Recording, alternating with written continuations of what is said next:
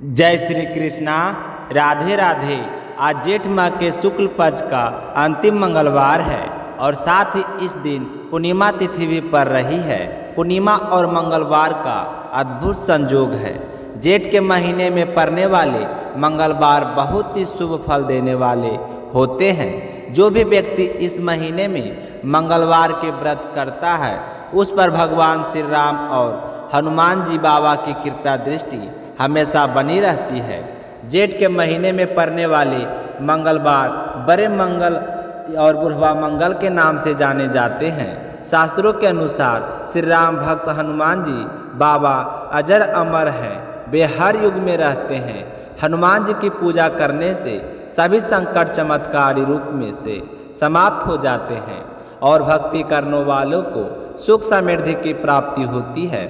हनुमान जी बाबा की पूजा के लिए मंगलवार का दिन और शनिवार का दिन सबसे अच्छा माना गया है। वे थोड़ी सी पूजा से बहुत ही जल्दी प्रसन्न हो जाते हैं और अपने भक्तों के सारे कष्ट दूर कर देते हैं।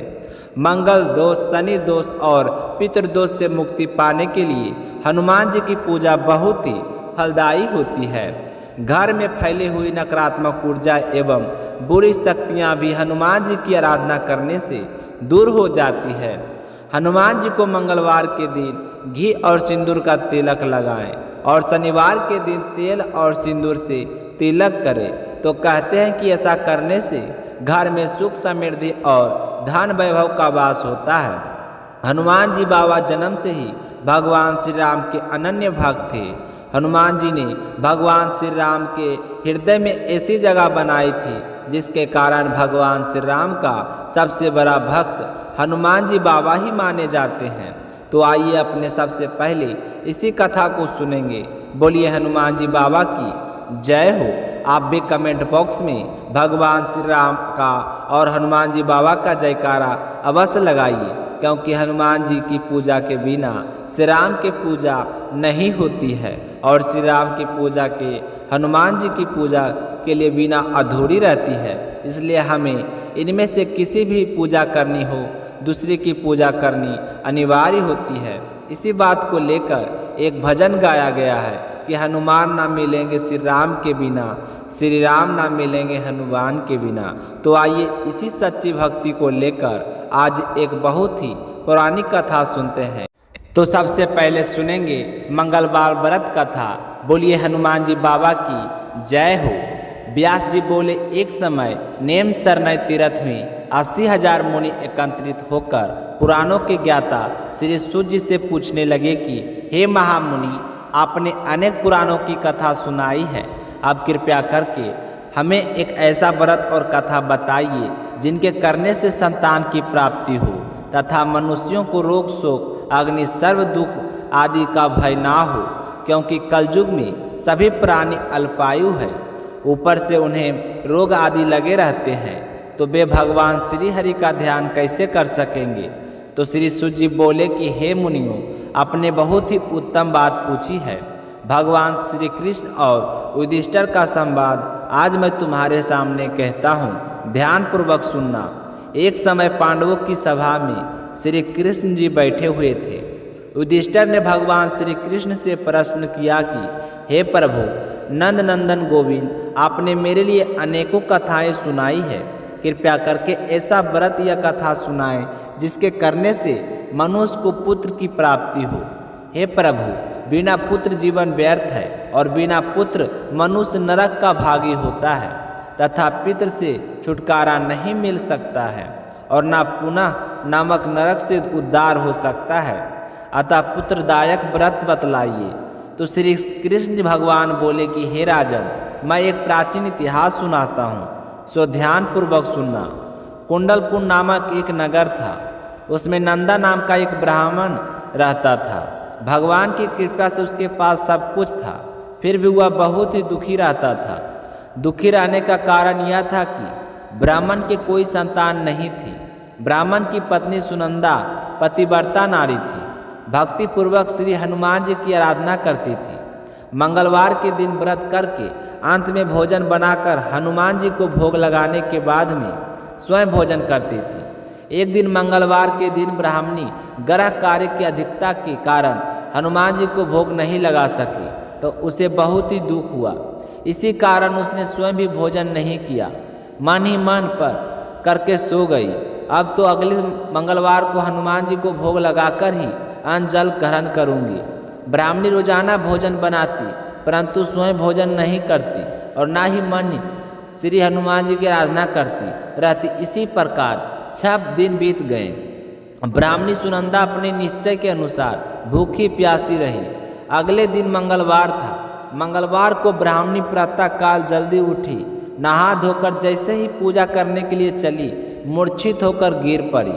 उसकी भक्ति के प्रभाव से हनुमान जी बहुत ही प्रसन्न हुए और प्रकट होकर बोले कि मैं तेरी भक्ति से प्रसन्न हूँ, तू वर मांग। तो सुनंदा बोली कि हे प्रभु, मेरे कोई संतान नहीं है, कृपया करके पुत्र या फिर कन्या प्रदान कर दो, आपकी अति कृपा होगी।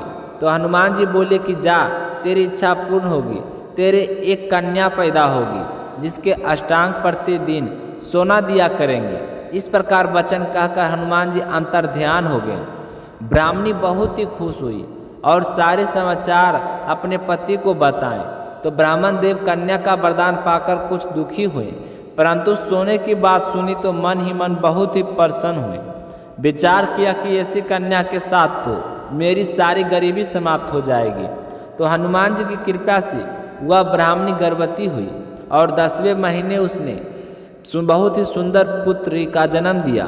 वह बालिका इस प्रकार बढ़ने लगी जैसे शुक्ल पक्ष का चंद्रमा बढ़ता है। 10वें दिन ब्राह्मण ने उस बालिका का नामकरण संस्कार करवाया। उसके कुल पुरोहितों ने उस बालिका का नाम रत्नावली रखा, क्योंकि यह कन्या रोजाना सोना प्रदान किया करती थी। इस कन्या ने पूर्व जन्म में बड़े ही विधान से मंगलदेव की व्रत किया था। रत्नावली का अष्टांग बहुत सारा सोना देता था। उस सोने से वह ब्राह्मण बहुत ही धनवान हो गया। अब सुनंदा ब्राह्मणी को भी बहुत ही अभिमान हो गया। ऐसा करते करते समय बीतता गया। सुनंदा ने देखा कि पुत्री विवाह योग हो गई है, तो वह अपने पति ब्राह्मण देवता को अत्यंत प्रसन्न देकर बोली कि मेरी पुत्री रत्नावली विवाह योग हो गई है, अतः आप सुंदर सा योग वर देकर इसका विवाह कर दें, क्योंकि शास्त्रों की आज्ञा है कि 8 वर्ष में गौरी, 9 वर्षों में रोहिणी और 10 वर्ष तक कन्या, इसके बाद ज्वाला हो जाती है। गोरे दान से पाताल लोक की प्राप्ति होती है, रोहिणी के दान से वैकुंठ की प्राप्ति होती है और कन्या के दान से इस लोक में सुखों की प्राप्ति होती है। अगर हे पतिदेव ज्वाला का दान किया जाए तो घोर नरक की प्राप्ति होती है। तो ब्राह्मण बोला कि अभी तो रत्नावली 10 वर्ष की है और मैंने तो 16 साल की कन्याओं को विवाह करवाए हैं, अभी क्या जल्दी है। तो ब्राह्मणी बोली कि लगता है आपको तो सोने का लोभ हो गया है। अगर गर्भवर्ष का विवाह नहीं होता है, उसके मालिक मासिक धर्म का रक्त पिता और बड़े भाई को पान करना पड़ता है। शास्त्रों में कहा गया है कि माता पिता और बड़ा भाई ज्वाला कन्या को देखते हैं तो वे नरकागामी होते हैं। तो ब्राह्मण बोला कि अच्छा, कल ही मैं लड़का देखने के लिए जाऊंगा और अपने दूत को भी भेजूंगा। दूसरे दिन ब्राह्मण ने अपने दूत को बुलाया और आज्ञा दी कि जैसी सुंदर मेरी कन्या है वैसे ही सुंदर वर की तलाश करो। तो दूत ने अपने स्वामी की आज्ञा पाकर पंपाई नगर में एक सुंदर ब्राह्मण के लड़कों को देखा। वह बालक देखने में बहुत ही सुंदर था और ब्राह्मण के सारे गुण उस बालक में मौजूद थे। उस बालक का नाम था सोमेश्वर। दूत ने आकर ब्राह्मण को इस लड़के के बारे में बतलाया। ब्राह्मण ने सोमेश्वर को देखकर विधि पूर्वक कन्यादान कर अपने को बहुत ही भाग्यशाली माना। ब्राह्मण के मन में लोभ भी आ गया। उसने विचार किया कि यह लड़की तो अब चली जाएगी, इससे जो मुझे सोना मिलता है वह तो अब नहीं मिलेगा, और जो मेरे पास कुछ धन था वह तो इसकी शादी में खर्च हो गया, और जो बहुत थोड़ा सा बचा था वह कुछ ही समय में नष्ट हो जाएगा। तो मैंने इसका विवाह करके बहुत ही बड़ी भूल कर दी।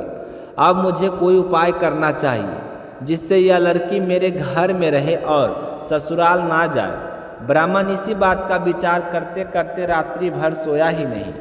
अंत में उसने विचार किया कि जब सुबह उसका पति उसे लेकर रवाना होगा तो छिपकर मार्ग में बैठ जाऊंगा और उसका वध कर दूंगा। इससे अपनी लड़की रत्नावली को अपने घर वापस ले आऊँगा और मुझे नियमित रूप से सोना मिलता रहेगा और समाज का कोई मनुष्य मुझे दोष नहीं देगा और कह दूंगा कि होनी को कौन टाल सकता है। तो प्रातःकाल हुई नंदा और सुनंदा ने जवाई तथा लड़की को खूब सारा दान देकर विदा किया। सोमेश्वर अपनी पत्नी रत्नावली को लेकर ससुराल से अपने घर की ओर चल दिया। उधर ब्राह्मण ने महालोभक के वंशीभूत होकर सोचा कि मार्ग में दूत द्वारा जवाई को मरवा दूंगा, जिससे मुझे सोना भी मिलता रहेगा, जिससे मैं धनवान ही रहूँगा। तो ब्राह्मण ने सोमेश्वर का वध करवा दिया और थोड़ी देर में अपनी लड़की के पास जाकर विलाप करने लगा कि हे पुत्री, मार्ग में लुटेरों ने तेरे पति का वध कर दिया है। तू अब घर चल, वहाँ पर रहकर अपने श्रेष्ठ जीवन को व्यतीत करना। भगवान की इच्छा के आगे किसी का कोई बस नहीं चलता। जो भाग में लिखा होता है वही होकर रहता है, उसे कोई टाल नहीं सकता। अपने पति की अकाल मृत्यु से रत्नावली बहुत ही दुखी हुई और अनेक प्रकार के रुदन करने लगी और अपने पिता से बोली कि हे पिताजी, इस संसार में जिस स्त्री का पति नहीं है उस स्त्री का जीना व्यर्थ है। मैं अपने पति के साथ ही अपने शरीर को जला दूंगी और सती होकर अपने इस जन्म को अपने माता पिता के नाम तथा सास ससुर को यश को सार्थक करूंगी। तो ब्राह्मण अपनी कन्या रत्नावली के यह वचन सुनकर बहुत ही दुखी हुआ और विचार करने लगा कि मैंने तो व्यर्थ में जवाई का वध करवाया है, क्योंकि मेरी बेटी तो इसके पीछे अपनी जान तक देने को तैयार है। अब मेरा तो दोनों तरफ से मरना हो गया है। अब ना तो मुझे यह धन प्राप्त होगा और साथ ही पाप का भागी भी बनूंगा। सो अलग यह सोचकर वह बहुत ही दुखी हुआ। सोमेश्वर की चिता बनाई गई। सोमेश्वर की पत्नी रत्नावली सती होने की इच्छा से अपने पति के सिर को अपनी गोद में रखकर चिता पर बैठ गई। जैसे ही अग्नि लगाई गई वैसे ही मंगलदेव प्रसन्न हो गए और प्रकट होकर बोले कि हे रत्नावली, मैं तेरी पति भक्ति से बहुत ही प्रसन्न हूँ, तू वर मांग। तो रत्नावली ने अपने पति का जीवन दान मांगा। मंगलदेव बोले कि रत्नवाला, तेरा पति अजर और अमर है और महाविद्वान हो जाएगा और जो भी कोई इच्छा तुम्हारी हो वो मांग लो। तो रत्नवाली बोली कि हे ग्रहों के स्वामी, यदि आप मुझे पर इतना ही प्रसन्न हो तो मुझे यह वरदान दीजिए कि जो आपका मंगलवार के दिन प्रातःकाल लाल फूल लाल चंदन से पूजा करके आपका स्मरण करे, उसको रोग और व्याधि कभी ना आए और उसका सब जनों से कभी भी वियोग ना हो और सर्प अग्नि शत्रुओं का कोई भी भय ना रहे। जो भी स्त्री मंगलवार की व्रत करे वह कभी विधवा ना हो। तो मंगलदेव तथास्तु कहकर अंतर्ध्यान हो गए। सोमेश्वर मंगलदेव की कृपा से जीवित रह गया। रत्नावली अपने पति को पुनः प्राप्त करके बहुत ही प्रसन्न हुई और मंगलदेव का व्रत प्रत्येक मंगलवार को करके बतराज और मंगलदेव की कृपा से इस लोक में नाना प्रकार के सुखों का भोग कर अंत में पति के साथ स्वर्लोक हो गई। इस तरह जो भी व्यक्ति मंगलवार का व्रत करता है वह अपने जीवन के समस्त सुखों को पा लेता है। मंगलवार की कथा को पूरा सुनने के लिए आप सभी का बहुत बहुत धन्यवाद। इसी के साथ सुनेंगे एक और कहानी। बोलिए हनुमान जी बाबा की जय हो। तो आइए अब सुनते हैं एक भक्ति को लेकर आज एक बहुत ही पुरानी कथा। सुनते कथा के अनुसार एक समय की बात है जब भगवान श्री राम का राज अभिषेक हुआ था तो दरबार में बहुत सारे लोग उपस्थित थे। सभी लोग उपहार दिए जा रहे थे और सारे ही बड़े ही प्रसन्न होकर उपहार ले रहे थे। बहुत ही हंसी खुशी का माहौल था। इसी दौरान माता सीता ने अपने प्रिय हनुमान को रत्नों से जुड़ी हुई एक बेहद कीमती माला उपहार स्वरूप दी। तो हनुमान जी ने बड़े ही प्रसन्न मन से माला तो उसने ले ली, लेकिन थोड़ी दूर जाकर बैठ गई और अपने दांतों से उस माला को तोड़ने लगी। सारी माला को तोड़कर उन मोतियों को बड़े ही गौर से देखने लगे। फिर देखते देखते उदास हो गए और एक एक करके हनुमान जी ने सारे मोती फेंक दिए। तो यह दृश्य दरबार में उपस्थित सारे लोग देख रहे थे। सारे आश्चर्य में पड़ गए कि हनुमान जी ऐसा क्यों कर रहे हैं। जिस समय हनुमान जी मोती तोड़कर फेंक रहे थे तो लक्ष्मण जी की नज़र हनुमान जी पर पड़ी तो उनकी यह हरकत देखकर लक्ष्मण को बहुत ही गुस्सा आया। लक्ष्मण ने इस हरकत को भगवान श्री राम का अपमान समझा और जल्दी से भगवान श्री राम के पास गए और जाकर बोले कि हे प्रभु, देखो माता सीता ने हनुमान जी को बहुमूल्य रत्नों की और मोतियों का एक माला दी, और उधर देखो वो क्या कर रहे हैं। सारी माला को कितनी बेरहमी से तोड़ा है और एक एक करके सारे मोती फेंक रहे हैं। मुझे तो भैया यह बिल्कुल अच्छा नहीं लगता। तो भगवान श्री राम ने कहा कि हे अनुज, तुम मुझे प्राणों से अधिक प्रिय हो। हनुमान जी ने उन रत्नों को क्यों तोड़ा यह वही जानते हैं, इसलिए इस जिज्ञासा का उत्तर हनुमान जी से ही मिलेगा। मेरे पास इस बात का उत्तर नहीं है। यह कहकर भगवान श्री राम ने हनुमान जी को आवाज़ लगाई और पूछा कि तुम इस माला को तोड़कर क्यों फेंक रहे हो, तुम्हारे मन में क्या चल रहा है। यह सब जानना चाहते हैं तो भगवान श्री राम की बात सुनकर हनुमान जी ने हाथ जोड़कर कहा कि हे प्रभु, वह सारी चीज़ें मेरे लिए बेकार है जिसमें मेरे प्रभु का राम नाम नहीं है। जब माता सीता ने इस हार को मुझे दिया तो मैंने बहुत ही अमूल्य समझकर लिया था, लेकिन लेने के बाद मैंने एक मोती को बड़े ही गौर से देखा तो इसके अंदर कहीं भी राम नाम नहीं है, तो यह मेरे लिए बेकार थी, इसलिए मैंने इसे तोड़कर फेंक दिया, क्योंकि मेरे हिसाब से श्री राम के नाम के बिना कोई भी वस्तु मूल्यवान नहीं है, इसलिए मैंने उसे त्याग देना उचित समझा। तो यह सुनकर भगवान श्री राम को बड़ी ही प्रसन्नता हुई। लेकिन लक्ष्मण ने कहा कि हनुमान जी, मैं तुमसे एक बात पूछता हूँ कि तुम्हारे शरीर पर कहीं पर राम का नाम नहीं लिखा है, तो फिर आपने इस शरीर को क्यों रखा है, इस शरीर को त्याग क्यों नहीं देते। तो लक्ष्मण की बात सुनते ही हनुमान जी ने अपने नाखून से अपने सीने को चीर दिया और फिर लक्ष्मण जी के साथ दरबार में उपस्थित सभी लोगों को दिखाया कि हनुमान जी के सीने में भगवान श्री राम और माता सीता बहुत ही सुंदर छवि दिखाई दे रही थी। तो यह घटना देखकर लक्ष्मण जी और वहाँ पर उपस्थित सारे लोग बड़े ही आश्चर्यचकित हुए और फिर लक्ष्मण ने अपनी गलती के लिए हनुमान जी से माफ़ी मांगी। लखनऊ में बड़े मंगल को बड़े ही धूमधाम से मनाया जाता है। कहा जाता है कि लखनऊ के नवाब शहादत अली खान जब बीमार हुए थे तो उन्होंने हनुमान जी से मन्नत मांगी कि मेरी तबीयत सही हो जाए, तो हनुमान जी की कृपा से उनकी तबीयत एकदम से ठीक हो गई। तो उन्होंने एक बड़े मंदिर का निर्माण करवाया। यह मंदिर अलीगंज में है। उस मंदिर पर आज भी एक चांद का निशान बना हुआ है। इसे लेकर एक मान्यता यह है कि एक जाटमल व्यापारी ने हनुमान जी से मन्नत मांगी थी कि अगर मेरा केसर और इत्र पूरे का पूरा बिक जाए तो मैं हनुमान जी का भव्य मंदिर बनवाऊंगा। तो नवाब मस्जिद अली शाह ने केसर बाग बसाने के लिए जाटमल से सारा केसर और इत्र खरीद लिया था, जिसके बाद जाटमल की मन्नत पूरी हुई। फिर उसने कहे अनुसार हनुमान जी का एक बहुत ही मंदिर बनवाया। हर जेठ मंगल को लखनऊ में बड़ा मंगल मनाया जाने लगा।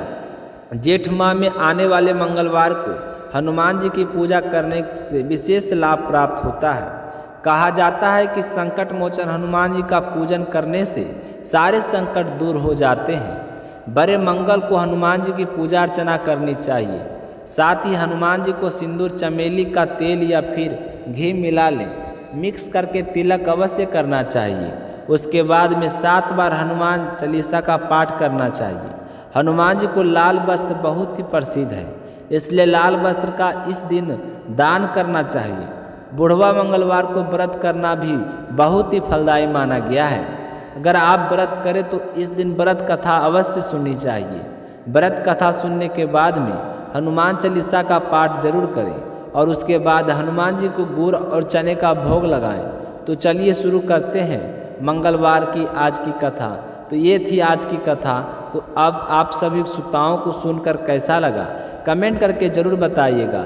साथ ही अगर आपने शिला भक्ति चैनल को सब्सक्राइब नहीं किए हैं तो चैनल को सब्सक्राइब करके शिला भक्ति परिवार को आगे ज़रूर बढ़ाइए। मिलते हैं अगली वीडियो में, तब तक अपना ख्याल रखिएगा। जय श्री कृष्णा, राधे राधे।